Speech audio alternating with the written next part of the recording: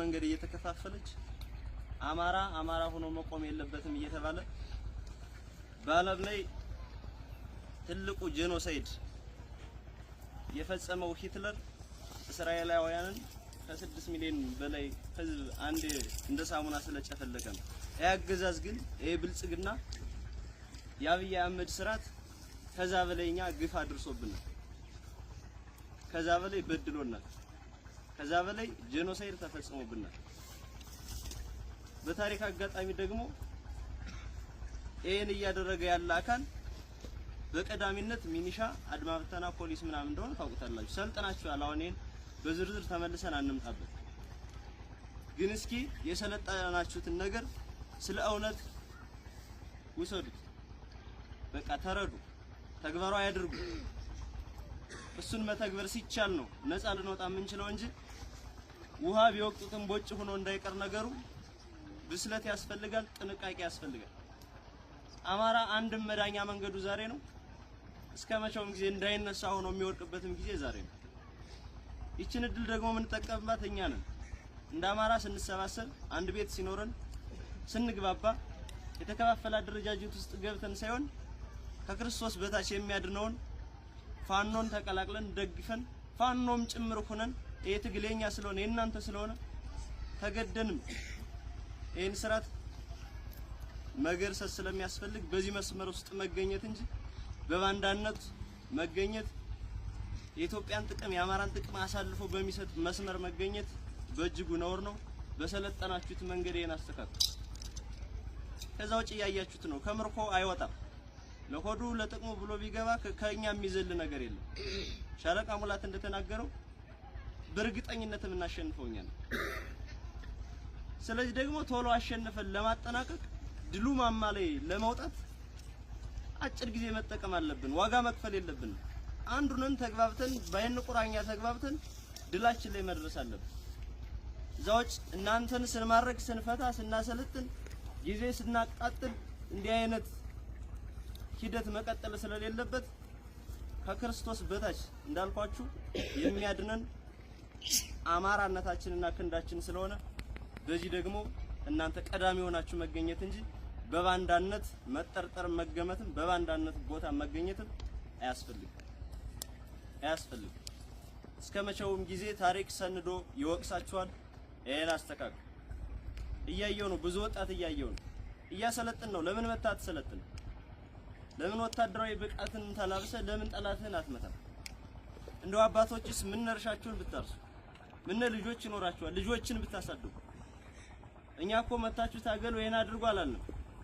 እኛ እናንተን እናድን፣ እናንተ ደግሞ ስራችሁን እየሰራችሁ በሰላም ኑሯችሁን ቀጥሉ ነው ያልነው። አሁንም እርሻችሁን ረሱ፣ ንግዳችሁን ነግዱ፣ ስሩ።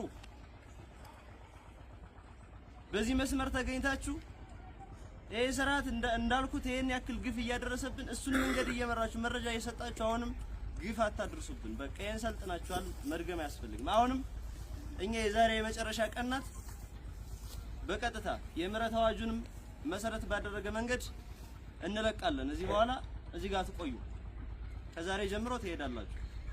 ግን ስትሄዱ ለመሄድ ፍላጎት መኖር ሳይሆን ስንሄድ ምን ይዘን እንሂድ፣ ሂደን ምን እናድርግ የሚለውን ማሰብ ያስፈልጋል። የምታስቡት አማራ አልሆንም ነበር፣ ከዛሬ ጀምሮ በቃ አማራ እንሁን። አማራ ለመሆን ምንድነው የጎደለን? እስኪ ጉድለታችን እንዴት እንሙላ? እዚህ በኋላ እስከኛ ምን ይጠበቃል ነው። እኒህ ነገሮች መሙላት ነው። ስለዚህ ከዛሬ ጀምሮ አማራ እንድትሆኑ ራሳችሁን ማሳመን፣ አንድ ሂዳችሁ ስራ መስራት፣ ሁለት በእኛ መስመር መገኘት፣ ሶስት በቃ ሴቶችም ይኸው እያየሁ ነው። ስራችሁን ስሩ።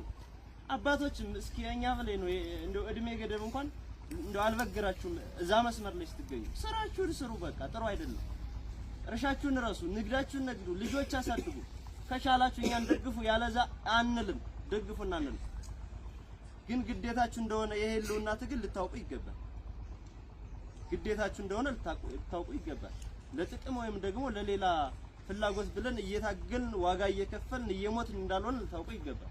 አንተ ደሞዝ ሲከፈልና በገንዘብ ስትገዛ የራሳችን ገንዘብ አውጥተን ነው ለዚህ ህልውና ትግል አገልግሎት የምንሰጥ። ይሄ ደግሞ ትልቅ የራስ ምታት ነው። አስተካክሉ። ወጣቶች ከቻላችሁ ሰልጥኑ፣ እናስታጥቃችሁ፣ ታገሉ፣ ፋኖ ሁኑ። ካልቻለ ከአርፈ ተቀመጥ፣ የቀን ስራ ሰርተህ እዚህ እየገባህ አትበጥብጥ። ጥሩም አይደለም። ብዙ ወጣት እያየሁ እስኪ ራስህን ይወቀስ። መልቀቅ ብቻ አይደለም፣ ነገም በእኛ መስመር እኮ በእኛ እጅ የሚወድቅ ይኖራል። ብዙ ጊዜ ፋኖም ሆኖ የመጣለ ማርከን የላክነው መከላከያ ተመልሶ እየመጣለ የማረክነው ሚኒሻ ለቀነው ተመልሶ እየመጣ ያለ ታከተነኛ ነው። ስለዚህ ልታስተካክሉ ይገባል። እዚህ በኋላ ቢያንስ አማራ ሁኑ ነው። አማራ ሁኑ፣ ስራችሁን ስሩ። በየወረዳው ወደ መጣችሁበት ወረዳ እንልካለን። ፎርም ትሞላላችሁ። ተያዥ በደንብ ህጋዊ ተያዥ ታረጋግጣላችሁ። ስራችሁን እንድትሰሩ ነው የምንፈልገው። ከቻላችሁ ታገሉ፣ ካልቻላችሁ አርፋችሁ ቁጭ ብላችሁ ስራችሁን ስሩልን። የስርዓቱ አገልጋይ የስርዓቱ ተጋላቢ አትሁኑ። ይሄ ደግሞ ጎርቶን እንጂ ወይም ጎርቷችሁ እንጂ ጠቅሞና አላገኘንም። እናንተ አማራዎች የኛ ጉዶች ወይም ደግሞ እንደዚህ ገመናችሁን የሸፈን እኛ አማራዎች ስለሆን እንጂ ስብዕና ስለሚያሸንፈን እንጂ ስርዓቱ ቢሆን በሲኖ ነበር የሚገጭ፣ ይጨፈልቅ ነበር። ታውቀዋለህ። ግን ግምም ብትሆኑ የሚወስድልን የለም፣ ጥሩም ብትሆኑ የሚወስድብን የለም። የኛ ጉዶች የኛ ገመና ነው እዚህ ጋር ያለው። ገመናችሁን ደግሞ እንዴት እየሸፈን እንዳለ እያወቃችሁ ታውቃላችሁ። ተግባራዊ ማድረግ ያስፈልጋል ነው። እኒህ ነገሮች እንድታደርጉ ነው የምለው። አመሰግናለሁ። እናመሰግናለን። አርበኛ ምን አለማንተ ሜጀር ጀነራል ባንታ በቃ አንደኛ ሰብሳቢ የተባለውን ተግባር